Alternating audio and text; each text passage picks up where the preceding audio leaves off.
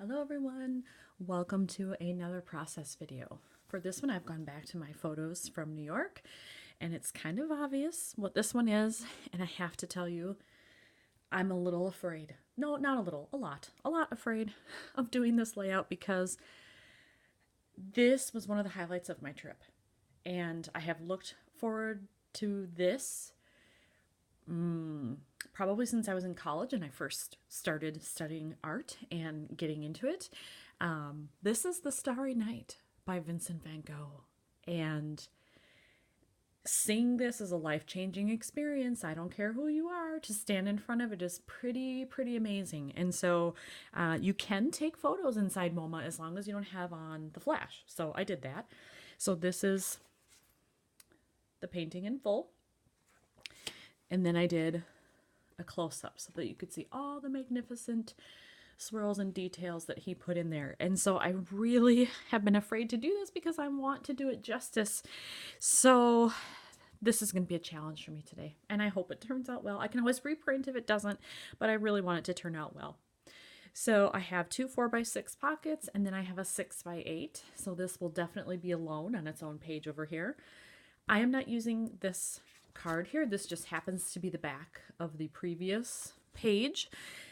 I've actually selected this one because I love how this pattern mimics the moon here. I love a Van Gogh yellow. Nobody else does yellow quite like that, and so I think this is a very good match.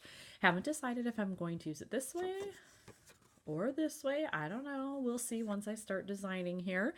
But that's all I have picked out so far. And I want to be careful because I don't want to detract from any of this. So I can't go too crazy with the embellishments, but I want some, just maybe, little and subtle. So with that in mind, I'm going to jump into this one. I've selected some papers that I already had cut to 6x8 size. I actually got them as part of a paper pack. They all came together in that size, really, so all you have to do is tear them out, which is really nice. So I'm trying to figure out which one is going to work the best. So here's the first one, and this is the other side, which is totally not going to work. But this is more of the deep blue, and it definitely matches, but it's a lot of dark on dark, so I would have to matte in white, certainly, at least a little bit, and then decide, is that a nice way to kind of offset this one, or is it kind of too much? So there's that one. This one is almost identical, but it's a little more purple.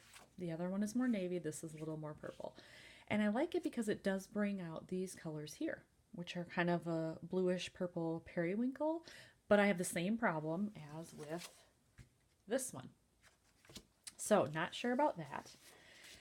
I liked this one in theory, and I haven't given up on it because it almost perfectly matches the frame. But when I put this on it, I'm not sure that I like it. There's a little bit of, that color down here and maybe in this roof over here, but it's almost too close to this frame. So not sold on that one. Then I have this one, which is yellow, which definitely matches, but it's a pattern. And I'm worried that it's too much next to this one. Again, I would probably matte this on white just to break up some of that.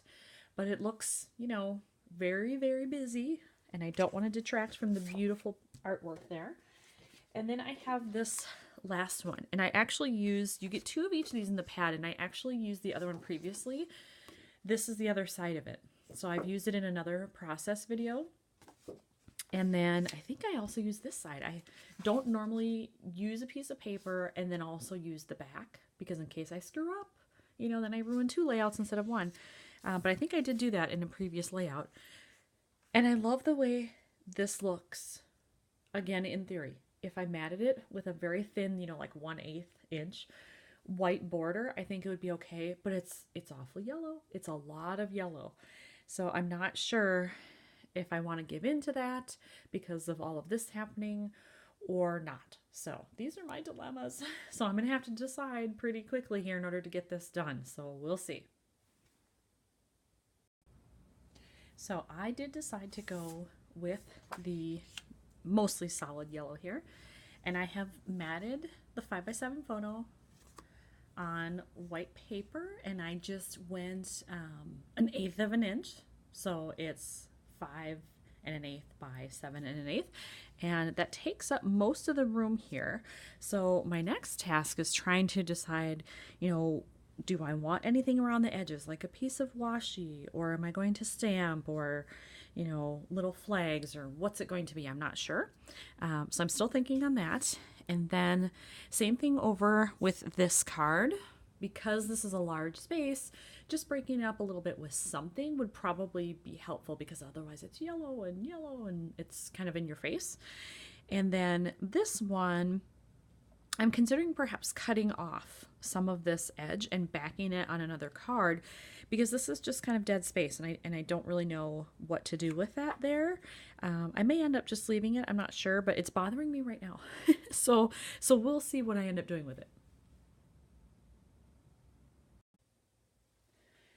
For this one, I did adhere it onto the yellow already, and I placed it a little bit closer to the top edge than the bottom, just to give myself some room to do something down here. Still haven't figured out what that is, but I did find some things for this left side. As I was digging through my little stash of stuff, I found this Happy Hearts. The blue, it's not exact, but it matches pretty well.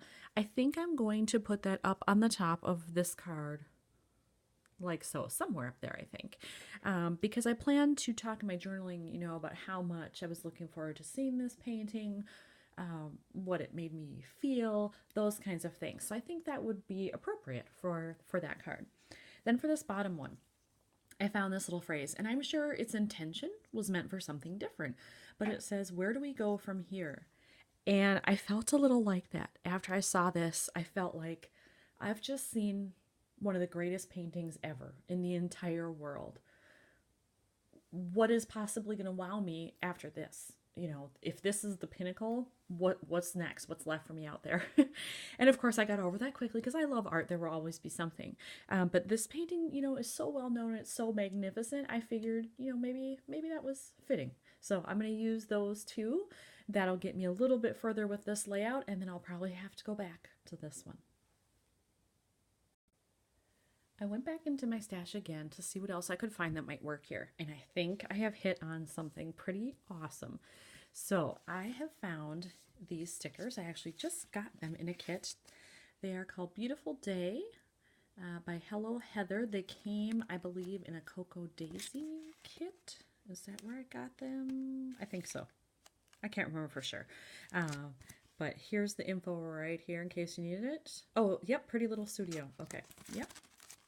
They put some of their stuff in the Cocoa Daisy kit, so I'm thinking, yes, that's probably where I got it.